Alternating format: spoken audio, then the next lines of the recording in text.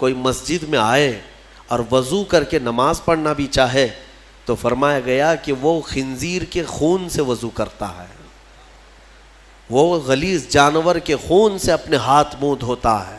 میں آپ کو بتاتا ہوں قرآن پاک کی آیت، اللہ تعالیٰ قرآن میں فرماتا ہے یا ویلتا لیتنی لم اتخذ فلانا خلیلا۔ کچھ لوگ قیامت کے دن پکاریں گے اے کاش میں فلاں کی دوستی نہیں کیا ہوتا تو کتنا اچھا ہوتا۔ صرف دوستی کرنے کی وجہ سے کچھ لوگ جہنم میں جا رہے ہوں گے۔ ہاں، کچھ لوگ صرف اس لیے پکڑے گئے ہوں گے کہ تمہاری سنگت بری تھی، تمہاری صحبت خراب تھی۔ ہاں، تم فواہشات کرتے تو نہیں تھے لیکن فواہشات کرنے والوں کے ساتھ کھڑے ہوتے تھے، ان کی صحبت میں کھڑے ہوتے تھے۔ جوا کھیلتے نہیں تھے لیکن جواریوں کے ساتھ بیٹھتے اٹھتے تھے اور جوا دیکھ کر کے خاموش رہتے تھے۔ قیامت کے دن ان کی بھی پکڑ ہوگی اور انہیں کھینچ کر فرشتے لے جا رہے ہوں گے۔ وہ پکاریں گے میرا کیا قصور ہے، میں کیا کیا، میرا کیا جرم ہے؟ کہیں گے فلاں کے ساتھ جو تیرا گٹھ بندھن تھا، فلاں کے ساتھ جو تیری دوستی تھی۔ تب یہ پکارے گا یا ویلتا لیتنی لم اتخذ فلانا خلیلا، اے کاش میں فلاں کی دوستی نہیں کیا ہوتا تو کتنا اچھا ہوتا، میں تو بچ گیا ہوتا آج۔ لقد اضلنی عن الذکر، اسی نے مجھے غافل کر دیا، گمراہ کر دیا اللہ کے ذکر سے۔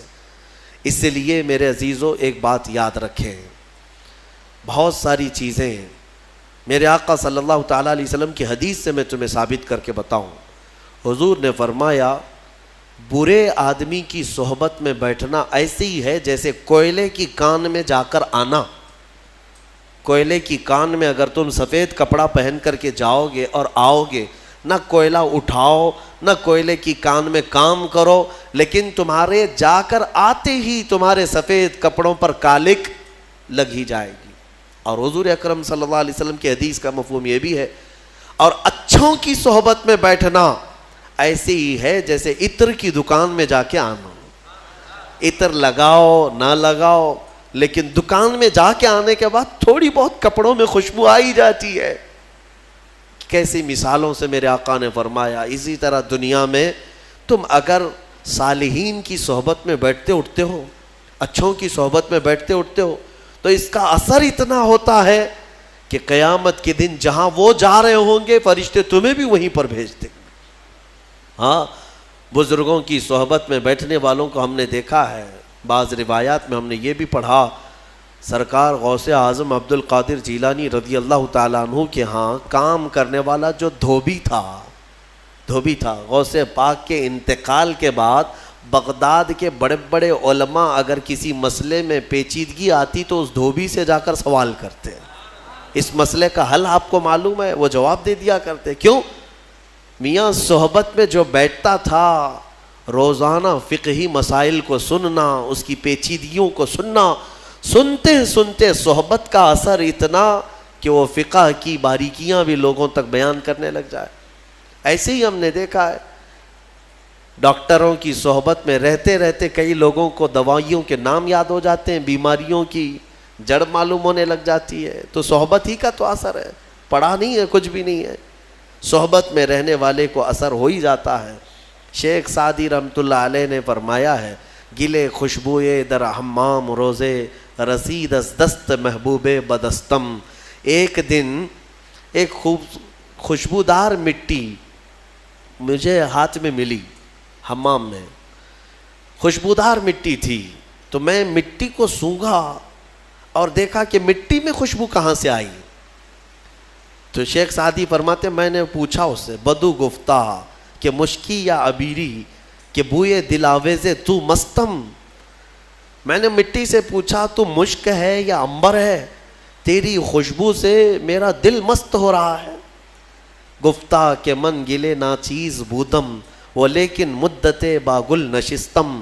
کہتی ہے مٹی، نہیں میں تو ایک ناچیز مٹی ہوں، میری کوئی حیثیت نہیں، میں مٹی ہی ہوں، نہ میں مشک ہوں نہ عنبر ہوں، لیکن ایک زمانے تک گلاب کے پھول کے ساتھ بیٹھی رہی، گلاب کے ساتھ میں بیٹھی رہی، جمال ہم نشیں در من اثر کر ورنہ من ہما خاکم کے ہستم. فارسی کا یہ شیخ سعدی رحمۃ اللہ علیہ نے گلستان میں فرمایا. وہ کہتی ہے مٹی کہ میرے قریب بیٹھنے والی صحبت کا یہ اثر ہے, یہ اس گلاب کا اثر ہے, ورنہ میں تو وہی مٹی ہوں جو میری مٹی کی حیثیت ہے. پتہ یہ چلا کہ مٹی بھی اگر پھول کے ساتھ رہے تو مٹی میں خوشبو آ جائے. تو اے میرے عزیزو, اپنی صحبت کو پاک رکھا کرو, اپنی صحبت کو پاک رکھا کرو. اور ہم نے دیکھا ہے کہ بہت سارے نوجوانوں کی جو لائن بگڑتی ہے, ان کا راستہ بھٹکتا ہے, تو یہ صحبت کا اثر ہے. یہ نشہ کہاں سے سیکھتے ہیں, یا عیاشیاں کون انہیں سکھاتا ہے, انہیں بے حیائیاں کون تعلیم دیتا ہے؟ آسمان سے تو نہیں اترتی ان کے دماغ میں. ان کی صحبت, یہ دوستی ایسے لوگوں سے کرتے ہیں جہاں پر دوستی یاری میں دوست ایسی چیزیں کانوں میں بھرنے لگ جاتے ہیں, اس کو بیچارے کو کچھ نہیں معلوم, یہ سادہ ہوتا ہے, لیکن باہر نکلتا ہے اور دوستوں سے نئی چیزیں سننے لگتا ہے. اور کچھ شیاطین ایسے ہیں جو دوست کی شکل میں آتے ہیں. شیطان دوستوں کی شکل میں آتا ہے, نئے پروڈکشن تمہارے سامنے لانچ کرتا ہے, بتاتا ہے اس نشے میں اتنا اثر ہے, یہ لیں گے تو ایسا ہے, وہ کریں گے تو آسمان میں اڑیں گے, ٹرائی کرنا ہے, اس کو ٹیسٹ کرنا ہے. یہ سب دوستوں کی باتوں پر ہی آگے جاتا ہے. اور ایک بات میں آپ کو بتاؤں, ان برے دوستوں کی صحبت کی وجہ سے نوجوان جو بدلتا ہے وہ کتنی تیز بدلتا ہے پتہ ہے؟ سب سے پہلا اثر اس کے اوپر جو ہوتا ہے وہ ماں باپ کا دشمن بنتا ہے. ماں باپ کا دشمن بنتا ہے. اب اس کو ماں بھی اچھی نہیں لگتی, باپ بھی اچھے نہیں لگتے, لیکن دوست اچھے لگنے لگتے ہیں. وہ دوستوں کے لیے ماں باپ سے چوری چھپے باہر بھاگنے لگتا ہے. اور اگر باپ ٹوک دے کہ فلاں کے ساتھ تو کیوں رہتا ہے, اس کو الجھن ہونے لگتی ہے, میرا باپ تو ہر بار کٹ کٹ کرتا ہی رہتا ہے, مجھے جینے نہیں دیتا, دوستوں کے ساتھ بیٹھنے اٹھنے نہیں دیتا. تمہیں پتہ نہیں ہے کہ باپ جو تمہیں روکتا ہے اس کی نظریں دیکھ رہی ہیں کہ تو گڑھے میں گرنے جا رہا ہے. بہت سارے نوجوانوں کو ہم نے بڑے شہروں میں بگڑتے دیکھا, بلکہ اپنے ہاتھوں سے جہنم خریدتے دیکھا ہے. ہاں, وہ برباد ہو چکے, برباد ہوئے ہیں. اس لیے میرے عزیزوں, اپنی صحبت کو پاک رکھو. قیامت کے دن تمہاری پکڑ ہوگی. جوا جہاں کھیلا جاتا ہے, کچھ لوگ سمجھتے ہم تو نہیں کھیلتے, دیکھنے کے لیے بیٹھے ہیں. پتہ ہے آپ کو, فرمایا کہ جہاں جوا کھیلا جاتا ہے وہاں سے اللہ تعالیٰ کی رحمت 40 دن کے لیے اٹھ جاتی ہے, ختم. اس جگہ پر رحمت نہیں آتی. ایک بار کوئی وہاں پر کرے اس زمین پر, تو جو وہاں پر بیٹھے ہوتے ہیں ان سب پر اللہ کا غضب ہوتا ہے. اور ایک روایت میں نے اس سے قبل بھی بتایا تھا کہ جوا کھیل کر, سود کھا کر کوئی مسجد میں آئے اور وضو کر کے نماز پڑھنا بھی چاہے, تو فرمایا گیا کہ وہ خنزیر